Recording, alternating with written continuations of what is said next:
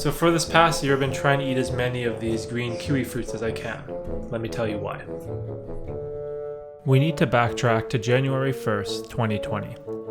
This is the day that typically marks the start of a new you, a new lifestyle change, or a new New Year's resolution. However, for myself, I decided that having a bunch of smaller resolutions instead of one giant one might yield better results. So I started 2020 off by making a commitment to eating a kiwi fruit every day for 30 days. At the time, this seemed simple enough, as there is literally no excuse why I shouldn't be able to do this. Buy a bunch of fruits and eat one every day. But little did I know that this would be one of the habits that remained with me 1 year later.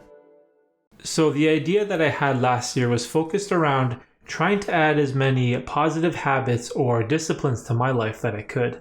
And I was hoping by the end of the year that a few of those new habits would actually stick and become part of my daily routine. There were a lot of things I tried which I found beneficial, like daily meditation, waking up at 5 in the morning, and keeping a gratitude journal. However, there is just only so much time in the day for everything, and I don't want to get overly obsessed with daily rituals to the point where my morning routine takes me like 3 hours or something crazy. Another problem I found was that, for whatever reason, I could never get daily meditation and gratitude journaling on autopilot.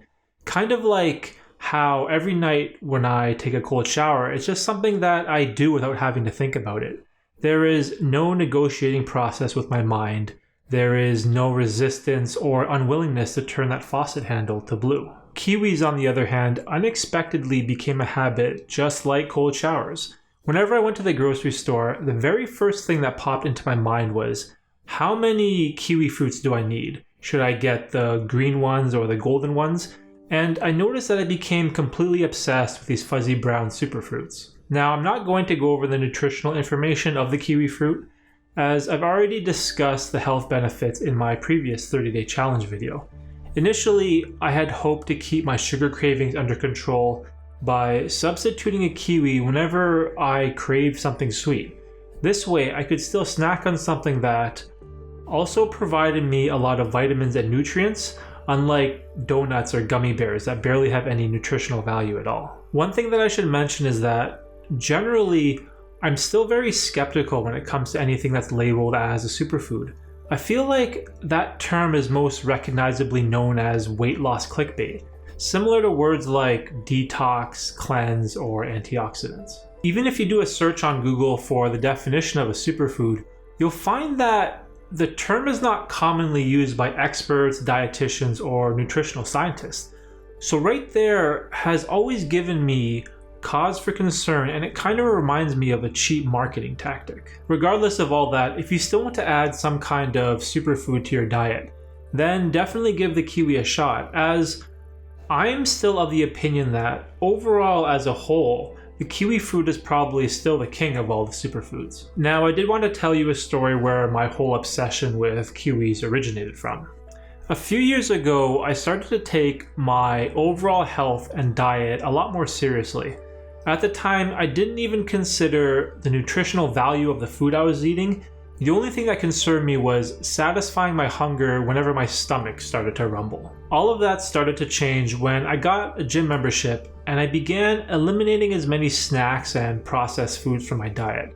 And I'm not saying anything revolutionary here, as it's pretty much common sense now that fast food is bad, and as a society we consume way too much sugar. What flavor did you get? Kiwi bubble tea. I'm obsessed with kiwis. Unfortunately, for a lot of people, this is a lot easier said than done. But for me, the biggest motivational factor for eating healthy was my energy levels. As soon as I reduced the amount of crappy food I was consuming, my energy levels instantly skyrocketed. I felt like a revitalized younger version of myself. More energy brought this newfound ability to work more, learn more, and exercise more, as I no longer had that lethargic desire to take a post-meal nap. And I know this might sound like an exaggeration, but it felt liberating to be free from the consequences of my food choices. Lunchtime was no longer followed up by a desperate need for caffeine. I almost became dependent on an afternoon cup of coffee just to get me through the day. That's how sluggish I felt whenever I finished a meal. Now, I don't remember the exact moment when all this stuff started to click for me, but I do remember a very specific memory that guided my desire to eat healthier, and it actually started at the gym. Again, this may sound kind of weird, but there was this one day at the gym when I was hitting a workout, and I got into this conversation with this guy who was just lifting beside me. Now, this dude was maybe like an inch or two shorter than me, but he was probably twice my size, so just a massive individual. And before you start screaming steroids and discredit this guy's accomplishments, what I realized by talking to him, rather what I've learned from talking to people who are obsessed with bodybuilding, is that in reality, bodybuilders are actually professional eaters. Because think about it for a second, even with the stigma of performance-enhancing drugs which is attached to bodybuilding, that doesn't take away from the fact that in order to build a physique like these guys, you have to be dedicated not only to the gym, but also extremely disciplined with your diet. Chicken, rice, and broccoli are not the only things that these guys eat. And I remember that he was telling me about the health benefits of eating grapefruits and kiwis, which at the time seemed like a very obscure recommendation to me because most people usually recommend eating stuff like blueberries or avocados. But as I continued to pick this guy's brain, it became apparent to me that he had all of his nutritional and dietary bases covered. He knew exactly what foods provided a certain number of vitamins and minerals, which totally blew me away. He even said something to me like, you should eat 20 almonds every day so that you get 50% of your daily intake of vitamin E. And my response was like, what? I don't even know what vitamin E is or why it's important. I had to actually go and Google it just to find out. But this guy, for whatever reason, he knew exactly how many almonds he needed to eat each day. And that type of specificity is something that I can appreciate. I know I'm getting into murky waters here, as a lot of these ideas can be labeled as bro science. However, I think it's important to consider multiple sources of information when it comes to the complexities of nutrition.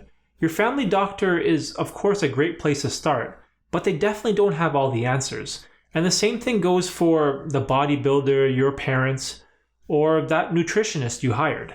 It's probably not a good idea to get all your information from one singular source. Also, another great source of science-based information is actually here on YouTube, and that's Jeff Nippard. I think he is actually the original Kiwi guy who started this whole Kiwi movement, and I definitely admire Jeff's work as he does a great job at disseminating all the scientific information and breaking it down for us normal folks in a simplified manner.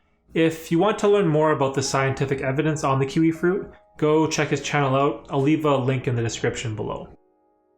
Now, there is a story that I wanted to tell you, which I probably have mentioned in the past, but I had a conversation once with an acquaintance who, let's call him a hardcore vegan, and he made an argument for why I should eat whole wheat veganic bread with cashew butter as my pre-workout meal. He listed all the healthy fats, carbohydrates, and the amino acid profile of the proteins, which he believed was the perfect combination for energy. The only problem I had with his recommendation was that I'm allergic to whole wheat, and I'm deathly allergic to cashews, so it doesn't matter how much scientific information he has to support his claim, I'm never going to be able to eat anything with cashews in it. The same logic applies here for kiwis. Now, my body reacts and performs great whenever I eat kiwi fruits, but that doesn't mean it will work for everyone. Now, some people don't like the taste or the texture, and I think I read a study once that said that the case of kiwi allergies in North America are on the rise. And in Europe, about 4% of kids tested positive for the allergy. So in no way, shape, or form am I advocating that the kiwi fruit is something everyone must include in their diet. This subject is much more complex and nuanced. To summarize my experience as a whole, the most beneficial thing I've learned about eating kiwis for a year is that whenever I've had a craving for sugar, instead of struggling to fight my urges for candy or chocolate, I'll immediately stop what I'm doing and just go to the kitchen and eat a kiwi. This way, I have a predetermined plan and course of action for whenever I have a food craving. I know exactly what I need to do before my addiction of sugar gets the best of me. And it's those sugar cravings that have definitely got the best of me on more than one occasion in the past. Now, before I go, I just wanted to quickly say thank you for supporting the channel and watching the video up until this point. I know that the topic of kiwis is kind of fringe and not my normal style of content, but I definitely wanted to create a follow-up video with my, in regards to my first 30-day challenge that I did in January of last year. So if you found this video helpful or enjoyed it at all, consider subscribing or leaving a like, and hopefully that will bless me with the YouTube algorithm and hopefully spread my message to the world. So we'll see you guys next time, and thanks for watching.